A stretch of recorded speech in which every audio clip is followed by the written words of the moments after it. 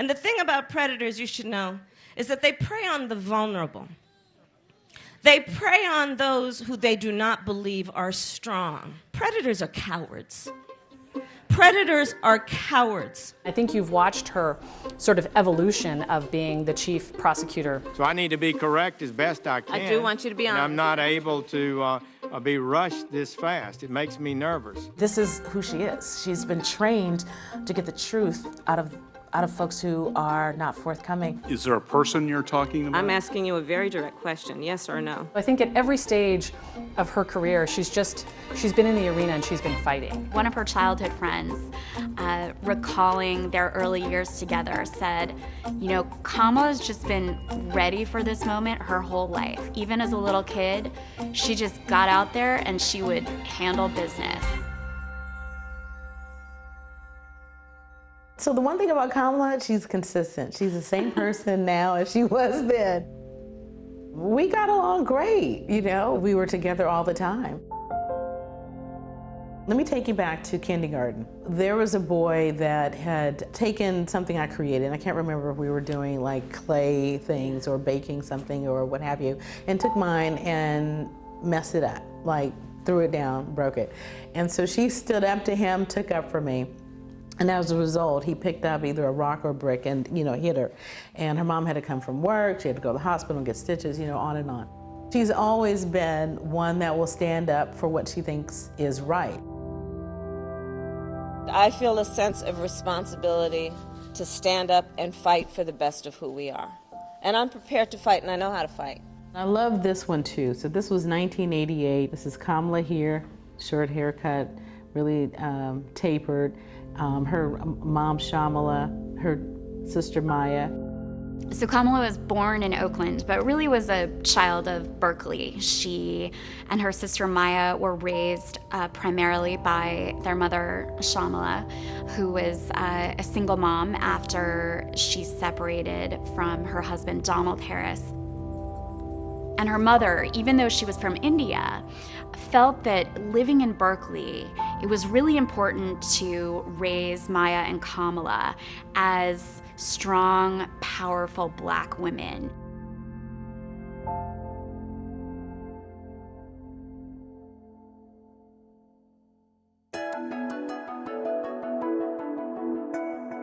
Kamala went to Howard University. That was where she really developed like a real sense of herself and her own power.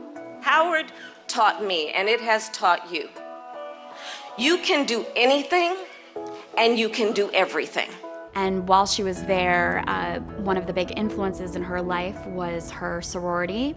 You're also AKA. Yes, I am. Those are my sorors, and my Sands are in the room as well.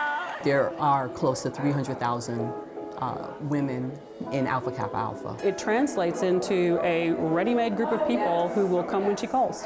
This isn't just a friendship or sisterhood. We're talking about political power. We're talking about political power, and we have it.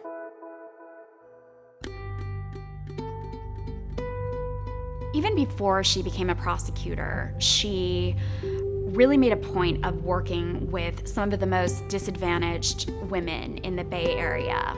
She was organizing folks to figure out how to battle the real problem of sex trafficking in young women. And I was immediately enamored by her. She was young and amazing, but super tough. Scared and facing a felony conviction for selling cocaine. But the single mother caught a break when she was diverted to Back on Track, a reentry program that diverts young, nonviolent, first-time drug offenders from prison back into productive life. We charge them for committing the crime. They go to a courtroom and plead guilty because they did commit a crime. And this is about accountability. There's no fiction here. It's about, yeah, you did commit a crime, accept it, own up to it, and then let's talk about what we can do to change the circumstances going forward. When Kamala created Back on Track, she deeply knew and understood the flaws in the criminal justice system. She came into office, she was very clear, not on my watch. Sometimes it was 7, 8, 9 at night, and she would, again, dressed like she was entering the courtroom. And I remember one of the young women asked her if she ever dressed down to work, and she said, "I would never come in front of you not being my best." What I saw her do with no resources, with an instinctual drive to change the system, was amazing. As I hold the office of District Attorney for the City and County of San Francisco. Congratulations. You know, it's important, I think, to remember that she was running as the first female DA in San Francisco in our city's history. So we'd never had a woman in the state of California. There had never been a person of color to be DA. And, you know, it's funny, it's something that Shamala would say a lot of, you know, people might be comfortable with women in leadership, but not when it comes to their safety and not when it comes to their money. She was so deep in third place.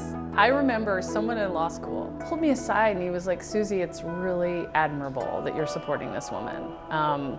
She does not have a chance, and if you really want to be a prosecutor, you can't support someone who has no chance against the sitting DA." Kamala wouldn't stop. 38-year-old Kamala Harris came out of nowhere and was swept into office as San Francisco's district attorney. And as she did, she made history. She was the first woman ever. Those were the hardest years of her career. Officer Isaac Espinosa was killed nearly 2 weeks ago on duty in the Bayview district. 21-year-old David Hill is accused of shooting Espinosa with an AK-47 assault weapon in the unprovoked attack. Isaac Espinosa was a model cop. He was the type of person that you'd want on your side out there in the community, keeping you safe. He was undercover. Pretty much everyone in the community was calling for the death penalty for this suspect. And Kamala Harris had made her position on the death penalty clear when she was running for DA. She didn't believe in the death penalty. She did come under extreme fire for that, and she was really out there on her own.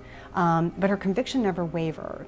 She took it from all sides on that case, and I think probably the most bracing example was being at the funeral of Isaac Espinosa, and U.S. Senator Dianne Feinstein had been invited to give the eulogy, and she departed from her prepared remarks, and she called out the district attorney, not by name, but making it very clear right in front of Kamala Harris that she felt that this was a case where the death penalty was warranted. And Kamala Harris stood her ground. Harris's decision not to pursue the death penalty for the killer of Isaac Espinosa actually came back around in her race for California Attorney General.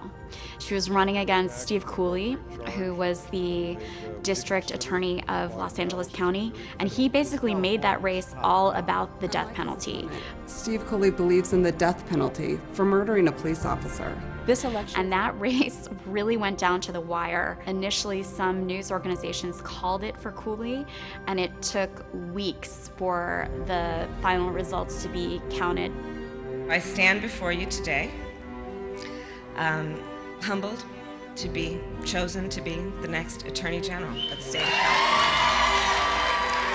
You position yourself as aligned with the progressive movement to make criminal justice less punitive and racist, yet your record as a prosecutor shows that you embrace the tough on crime mentality. As a prosecutor, my duty was to seek and make sure that the most vulnerable and voiceless among us are protected. As Attorney General, she is faulted for fighting to uphold cases where there had been wrongful convictions, in some cases where they had involved prosecutorial misconduct.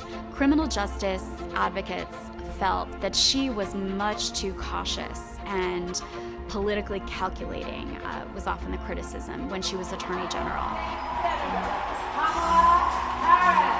She did a lot of work, both on her presidential campaign and over the last year, to try to address that distrust in the Black community. She believed, as a young lawyer, that she could make a big difference if she was working from within the system to try to affect change.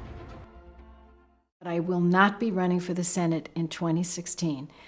So after Barbara Boxer announced her retirement from the U.S. Senate, Kamala Harris had a pretty easy glide path to the Senate. And she went out there and once again hustled and worked hard and won pretty easily. So let's get to work. Si se puede!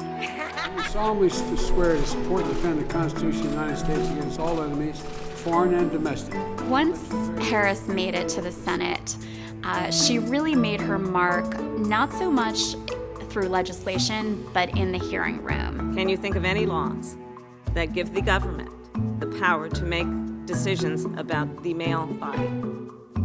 I'm not thinking of any right now, Senator. Are you aware of any communications with other Trump campaign officials and associates that they had with Russian officials or any Russian nationals? I don't recall that. She's intense to be questioned by. Is there a person you're talking about? I'm asking you a very direct question, yes or no? I've been on the other side of being questioned by her, so there's an aspect of sympathy or empathy I have with some of them. The discretion. I see no I'm not finished. I see none. I'm not finished. I'm not finished. People come to politics from different backgrounds, but when you come to it from the background of being a courtroom prosecutor, with the strike of your pen, you take someone's liberty away. The training of a prosecutor makes you make that decision based on a full assessment of the facts. The truth is, she's also supremely fair, but you're not going to get away with hedging or equivocating or dodging. It's just, that's not going to work. Even though Harris had only been in the Senate for 2 years, in January of 2019, she decided to jump into the presidential race. As a young district attorney, I walked into the courtroom for the first time and said the 5 words that would guide my life's work. Kamala Harris, for the people. So Kamala Harris looked like such a formidable candidate at the beginning of the race, but she never was able to maintain her position in that top tier steadily. She really struggled with fundraising, and she had a lot of infighting within her campaign, with some aides saying privately that it wasn't exactly clear who was in charge.